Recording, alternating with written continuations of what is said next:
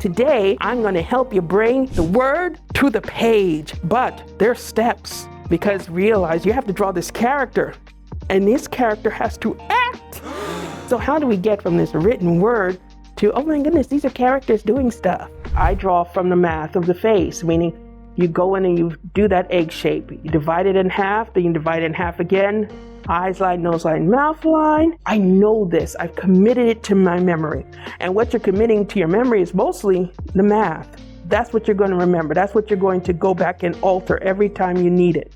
Yes, it's like, what? We have to do math? Yes, we do. It's all math, baby. And this is math you can learn. And that is what I'm doing right now. I'm throwing down the math. Start with that round circle and then the jaw. Then I'd find the center line, divide it in half. Notice it's curving around. See this little corner here? We know that's where our eye is going. Divide it in half again, half again. Eyes line, nose line, mouth line. I've got a pretty decent head structure right now. But now you've got to add stuff. I got to make it look like Namor. We know that from the heaviness of the brow, the high cheekbones. You see that heaviness and the flatness at the base of the jaw, thick neck. This is an orbital socket. Our eyebrows sit along the top of our orbital socket. But for Namor, we know his arch pretty high. Now, the more modern Namor, they've lowered it some, so it's not like, he doesn't look like one of those old ladies from back in the day drawing on their eyebrows real high on their forehead. Love you, Grandma. Now you see this side line along here? This is very important because our face is not flat, so we have a side of our head. Once we've reached this side of our head here, notice your eye isn't wrapping around there. It stops at that corner. So you see this line I've drawn across? It's telling me this is the corner of the eye and this is the corner of the eye, and that's all I get. And this is all math right now that you're building on. All your research and looking at the character comes in because you need to know what they look like. You will remember some things, other things you will not remember, but what you should always remember is this general math. It's what you lay down first. It's what you practice every time. You can't get around it, and if you try to get around it, you'll notice, why does my figure look wonky? What about it is weird? What about it is weird is that you neglected the frame underneath. You tried to draw the balloon instead of the frame, so we've always got to go back to this frame.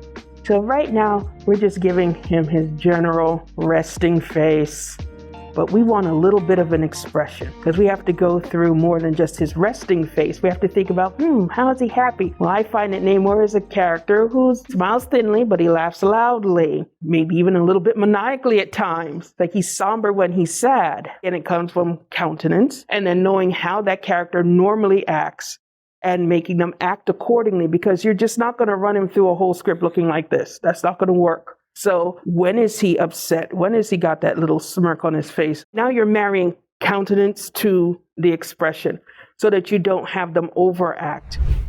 This lesson is from Marvel's The Art of Storytelling course. It takes you through the things you need to know to make your own comics, with new videos still coming out each week. Check it out at proko.com/Marvel.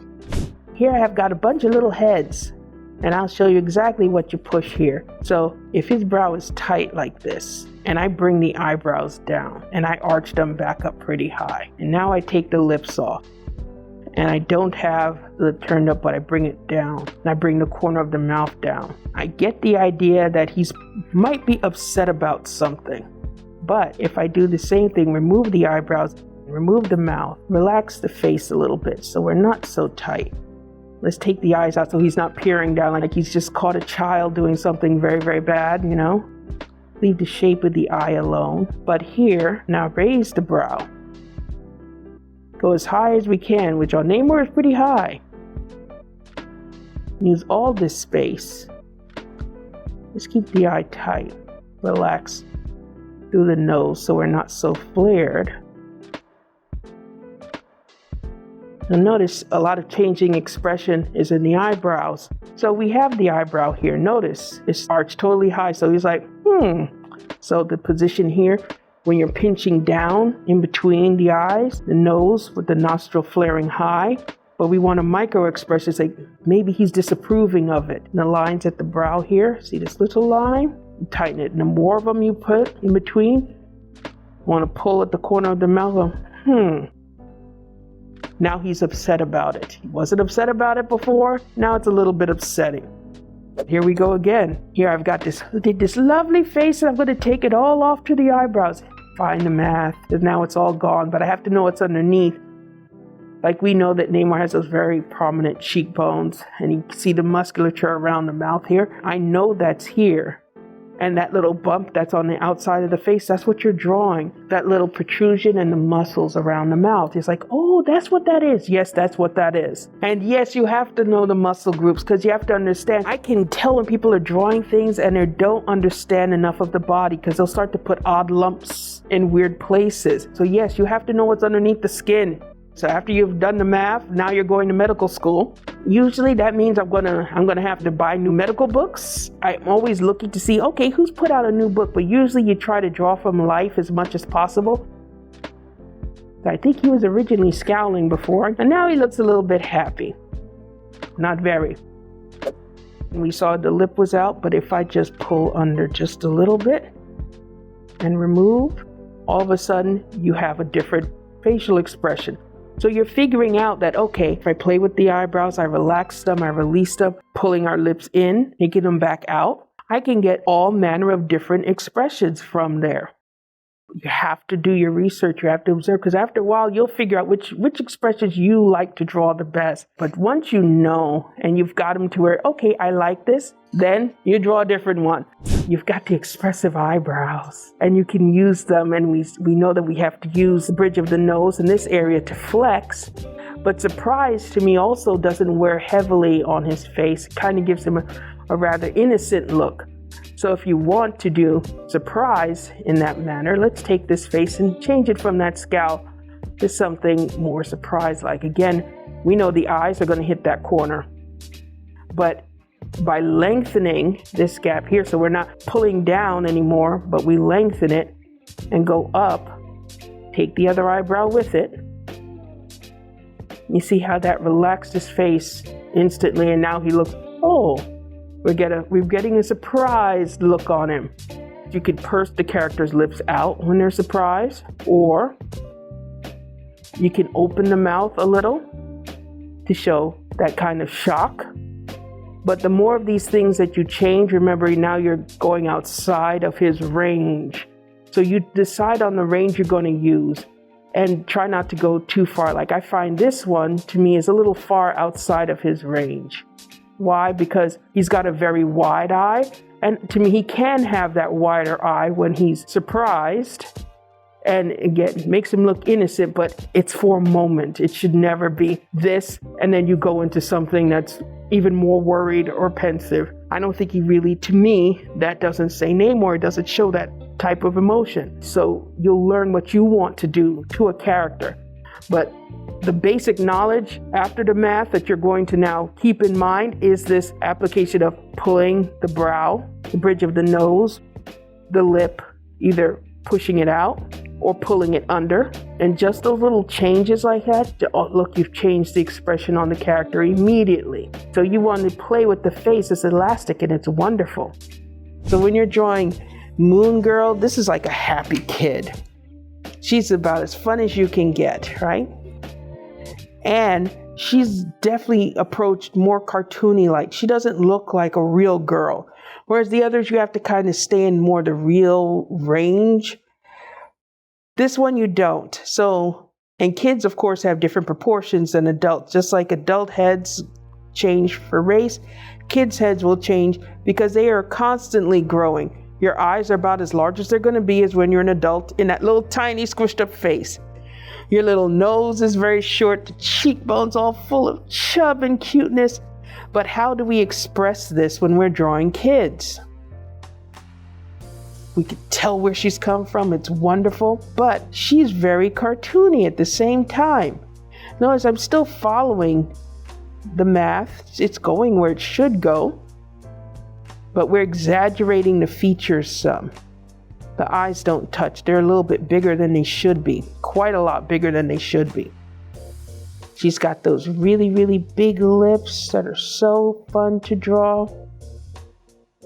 Again, remember that bend around, like, You say, oh, I'm drawing glasses and I hate drawing glasses. But remember that line we drew through? Guess what follows that line too? Yeah, the glasses. So we know they're going to sit on the front of the face.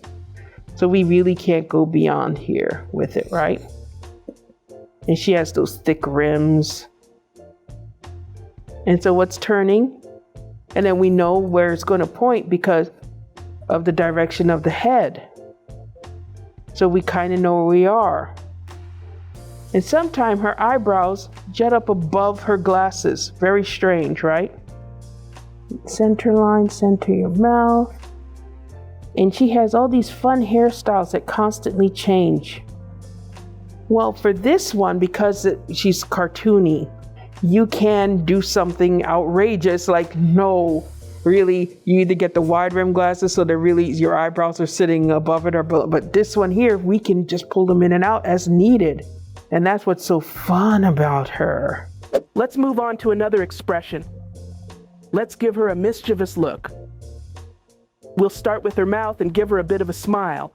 But we want the eyes to tell us that she's not expressing happiness. She's thinking of something maybe not so nice. I'm thinking, yes, doesn't that look, that's a mischievous look. That's a look like, oh, I've done something, or I'm going to do something to you.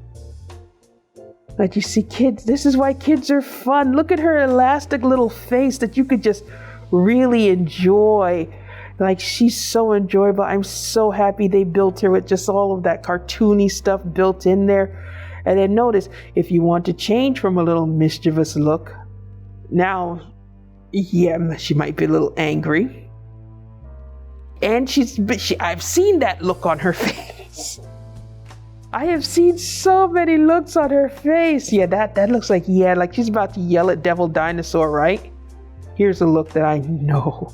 If you've read Moon Girl, you've seen her do this one. Because she doesn't like being in trouble. She doesn't like being caught for something. She hates to admit that she's wrong. And she kind of gets a frustrated look on her face when she has to. She's like, You know, so every time I'm changing the expressions, what do I'm changing? At this point, we know what I'm changing. It's the eyebrows. I really didn't do very much to the nose. This one I flared a little bit. Now she looks really super upset, like she's about to admit something she doesn't want to admit.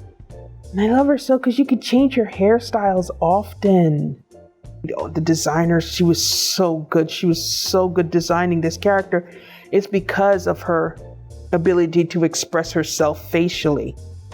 You can change your hair all you want. I'm never going to not know Luna. I'm never going to say, is that girl back there Luna? I'm confused. No, you're never not going to know her. And that comes down to you're making this character act so she can wear what she wants to wear. She can literally be hiding behind a bush and we could just see the glasses or just see the eyes and we go, oh, there you go. We know who that is. You're in the bush, but yeah, I see you.